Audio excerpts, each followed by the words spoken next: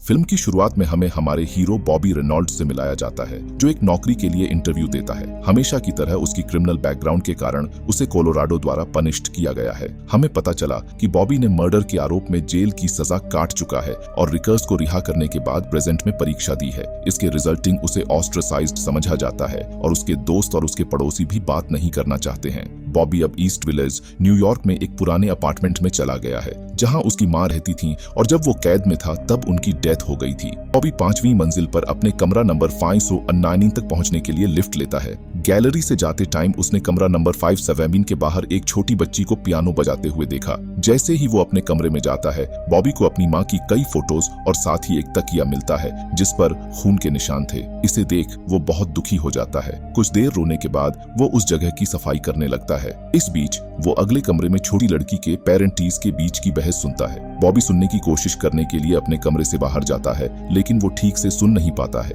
वो फिर से सफाई करने लगता है और तभी पियानो के पीछे की दीवार में एक बड़ा छेद देखता है। वो अपना हाथ अंदर डालने की कोशिश करता है, लेकिन कोई चीज उसकी उंगली में चुभ जाती है। वो पूछता है कि क्या वे किसी दिन साथ में कॉफी पी सकते हैं, लेकिन उसने यह कहते हुए मना कर दिया कि वो डबल शिफ्ट में काम करती है। इसके बाद बॉबी उदास होकर वापस अपने अपार्टमेंट में लौट आता है। आधी रात को वो लिविंग रूम से आने वाली एक अजीब आवाज से जाग जाता है। जैसे ही वो आवाज को चेक करने के लिए आगे बढ़ता है, वो अपनी मां की आत्मा को मदद मांगते देखकर चौंक जाता है। लेकिन इससे पहले कि वो आग चेक कर सके, वो अचानक बाहर आ गया और देखा कि यह सिर्फ एक सपना था। अगले दिन वो नौकरी ढूंढने की उम्मीद में ह्यूस्टन ऑटो रिपेयर शॉप में जाता है। इस बार एक असिस्टेंट मालिक हेक्टर रोड्रिग्स उसे काम पर रख लेता है, जिससे उसे अपने जीवन को फिर से बनाने का मौका मिलता है। लेकिन वो अपनी वफादारी की मांग करता है और शुरू में उसको कम सैलरी देने को कहता है। जब बॉबी मान जाता है तो मालिक उसे अगले ही दिन से काम पर आने को कहता है। बाद में बॉबी अपने अपार्टमेंट में लौटता है और लिफ्ट में उसके साथ एक पुलिस अधिकारी वॉल्टर भी जाता है।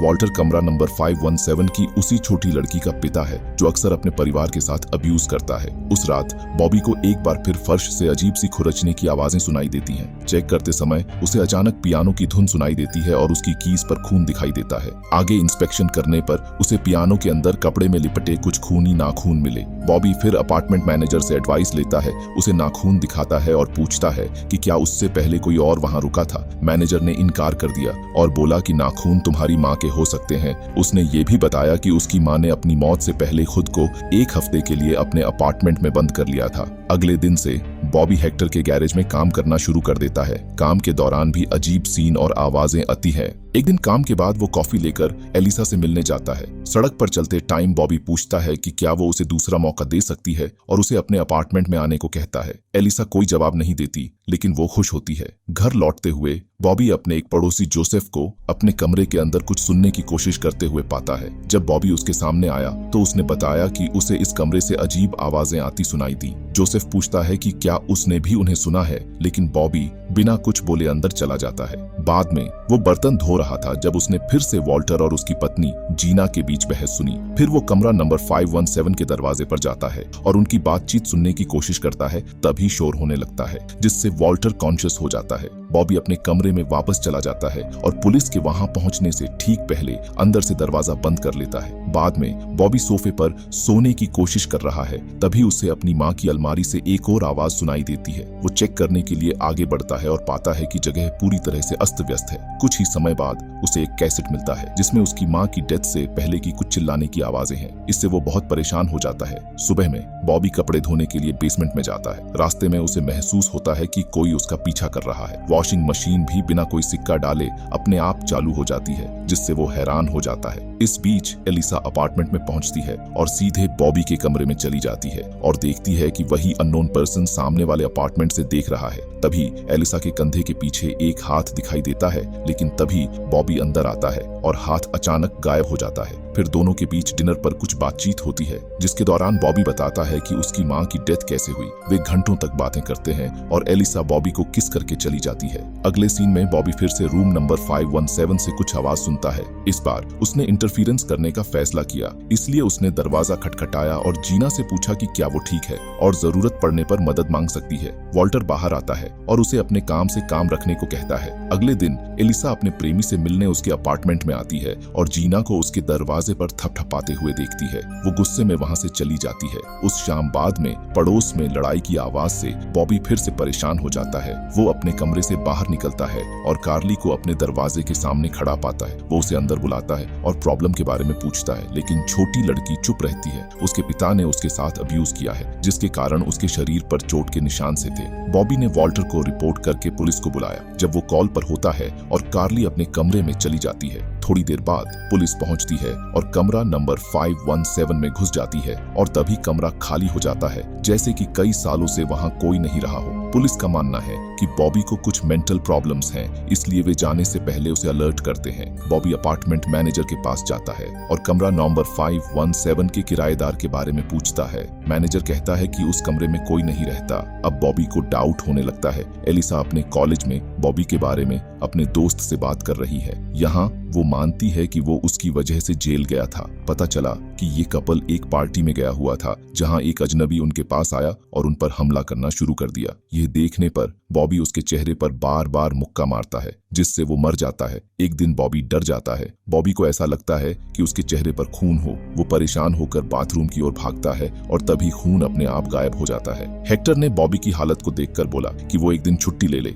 इस बीच अपार्टमेंट में जोसेफ डिनर की तैयारी कर रहा था, लेकिन उनका ध्यान कहीं और जाता है। कुछ ही देर बाद वो कुछ कूड़ा फेंकने जाता है, तभी कूड़ेदान से एक हाथ निकलता है और उसे पकड़ लेता है। डरकर जोसेफ वापस अपने कमरे में भाग जाता है और दरवाजा बंद कर लेता है। उसी टाइम उसे दरवाजे पर एक आवाज सुनाई देती है और छेद से झांकने पर उसे एक महिला भूतिया हालत में दिखाई देती है, जो उससे दरवाजा खोलने के लिए कहती है। घबराहट की हालत में जोसेफ ने खुद को बाथरूम में बंद कर लिया। वो अभी भी सेफ नहीं है क्योंकि भूतिया औरत अंदर आ गई है। इस आमने सामने के एनकाउंटर से जोसेफ इतना डर जाता है कि वो डर के लेट जाता है। अगली सुबह एक जासूस बॉबी के घर आता है और जोसेफ के बारे में पूछता है। अपनी क्रिमिनल हिस्ट्री के कारण बॉबी इस मौत के मामले में प्राइम सस्पेक्ट बन गया है। अगले दिन जब वो काम पर गया तो उसे पता चला कि उसके गैराज से एक कार चोरी हो गई है। हेक्टर को बॉबी पर डाउट है, इसीलिए वो उससे 1 घंटे के अंदर कार वापस करने के लिए कहता है, वरना वो पुलिस को बुलाएगा। हमारा हीरो इस आरोप से बहुत डिसअपॉइंटेड होता है, इसलिए वो यह कहते हुए चला जाता है कि कार मैंने नहीं चुराई।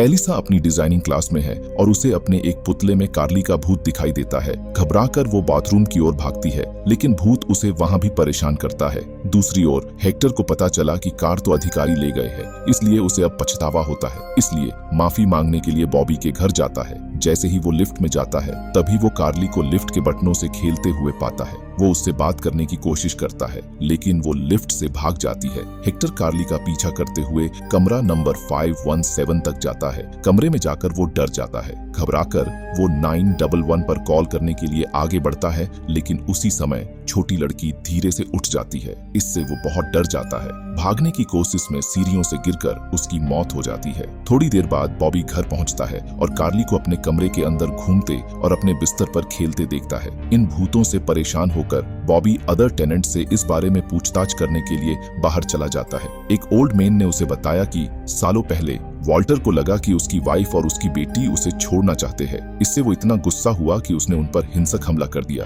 बेचारी जीना मदद के लिए सभी पड़ोसियों के पास जाती है, पर उसकी कोई मदद नहीं करता। वॉल्टर ने अपनी पत्नी को पीट कर मार डाला। इस बीच भयभीत एलिसा बॉबी की तलाश में अपार्टमेंट में पहुंचती है तो वहां बॉबी नहीं होता है। फिर वो उसके ठिकाने के बारे में पूछताछ करने के लिए कमरा नंबर 517 तक पहुंच जाती है, लेकिन दरवाजा खुला पाती है। जैसे ही वो अंदर जाती है, उसकी मुलाकात वॉल्टर के भूत से होती है, जो उस पर उसी तरह बेरहमी से हमला कर देता है जैसे उसने अपनी पत्नी पर किया था। कुछ ही टाइम बाद बॉबी अपने कमरे में लौटता है और एलिसा की चीखने की आवाज सुनता है। वो कमरा नंबर 517 में घुस जाता है और उसे घायल पाता है। वो उसे वापस अपने कमरे में ले जाता है और उसके घावों पर मरहम लगाता है। इस बीच बॉबी एक बार फिर वॉल्टर और जीना के बीच लड़ाई को देखता है। वो बाहर निकलता है और उस सीन को देखता है जैसा कि बूढ़े आदमी ने पहले बताया था। वो उसी समय इंटरफेरेंस करता है, तभी जीना ने वॉल्टर को नीचे गिरा दिया और उसे पीटने लगती है और फिर वो मर जाता है। इसके बाद जीना बॉबी की ओर अप्रिसिएशन के साथ देखती है, जिसके बाद माँ और बेटी की आत्माओं को शांति मिलती है और वो दोनों गायब हो जाती हैं।